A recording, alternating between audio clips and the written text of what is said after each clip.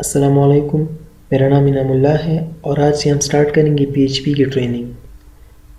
तो पीएचपी एक powerful language है जो कि हम यूज़ करते हैं सर्वर साइड पे किसी चीज़ को स्टोर करने के लिए, फिर उससे रिट्रीव करने के लिए। ये जो है एक कंपेटिटर है माइक्रोसॉफ्ट की जो लैंग्वेज है ASP.NET, तो उसकी अपोजिट है और ये भी काफ़ी पॉपुलर है। तो इसकी पॉपुलर की वजह ये है कि एक तो ये है कि जो है बहुत ही आसान है। अब हम देखते हैं कि पीएचपी है क्या। तो जैसे मैंने बताया आपको कि जो पीएचपी है ये एक सर्वर साइड स्क्रिप्टिंग लैंग्वेज है। पहले हम बात करते हैं कि पीएचपी का मतलब क्या होता है। पीएचपी का मतलब ये होता है कि पीएचपी हाइपरटेक्स्ट प्री प्रोसेसर, यानी ये एक हाइपरटेक्स्ट प्री प्रोसेसर लैंग्वेज है। और याद रखना है कि एक इंटरप्रेटिंग लैंग्वेज है, यानी लाइन बाय लाइन इसकी कोड रीड होती है। तो ये जो अभी मैं पढ़ रहा हूँ कि पीएचपी हाइपरटेक्स्ट प्री प्रोसेसर, ये एक नई डिफिनीशन है इसकी। पहले इसकी डिफिनीशन एक अलग थी जो पेज समथिंग थी। तो ये जो आज मैं पढ़ा रहा हूँ आपको, ये है पीएचपी हाइपरटेक्स्ट प्री प्रोसेसर। उसके साथ साथ पीएचपी एक सर्वर साइड स्क्रिप्टिंग लैंग्वेज है। अब सर्वर साइड स्क्रिप्टिंग लैंग्वेज का क्या मतलब है?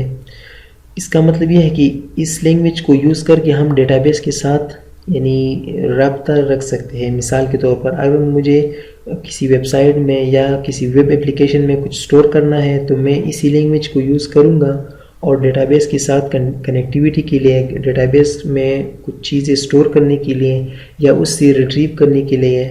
तो इन सारी चीज़ को हम क्या कहते हैं, सर्वर साइड स्क्रिप्टिंग लैंग्वेज। यानी ये एक ऐसी लैंग्वेज है जो सर्वर के साथ इंटरेक्शन करती है।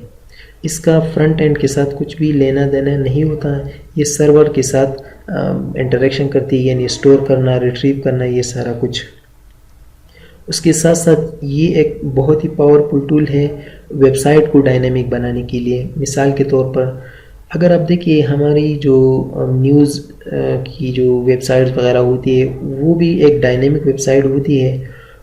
इससे हम करते क्या है पीएचपी से कि हम डेटा स्टोर करते हैं डेटाबेस में और वही जो फ्रंट एंड वेबसाइट होता है उसी डेटाबेस से डेटा रिट्रीव करता है।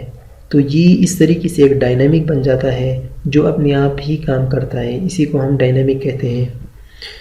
उसके साथ साथ ये है कि ये पीएचपी जो है ये काफ़ी सारे डेटाबेसेस को यानी इसके साथ इंटरेक्शन करता है। मिसाल के तौर पर जो एसक्यूएल है, माई एसक्यूएल है, पोस्ट एसक्यूएल है और इस तरीके से ओरेकल, काफ़ी सारे डेटाबेस के साथ पीएचपी जो है इंटरेक्शन कर सकती है। और इसकी बड़ी खुसूसियत जो ये है कि यानी ये जो पीएचपी लैंग्वेज है इसको अगर हम एक दफ़ा लिखे तो ये मल्टीपल यानी क्रॉस प्लेटफॉर्म है। क्रॉस प्लेटफॉर्म का मतलब ये है कि अगर इसकी कोड हम विंडो में लिखे तो ये हम जो ये पीएचपी की कोड है विंडो भी सपोर्ट करती है, लिनक्स भी, यूनिक्स भी और मैकिंटॉश भी सपोर्ट करती है। यानी जो है क्रॉस प्लेटफॉर्म है। अब इसके लिए जो आपकी नॉलेज रिक्वायर्ड है, प्री नॉलेज, तो वो है पहले HTML यानी जिसमें हम स्ट्रक्चर बनाते हैं, CSS जिसमें हम डिज़ाइनिंग करते हैं और जावास्क्रिप्ट यानी इंटरेक्टिविटी के लिए। ये जावास्क्रिप्ट जो है ये मस्ट नहीं है। अगर आपको नहीं आती तो कोई बात नहीं, इसमें यहीं पर हम इतना यूज़ नहीं करेंगे।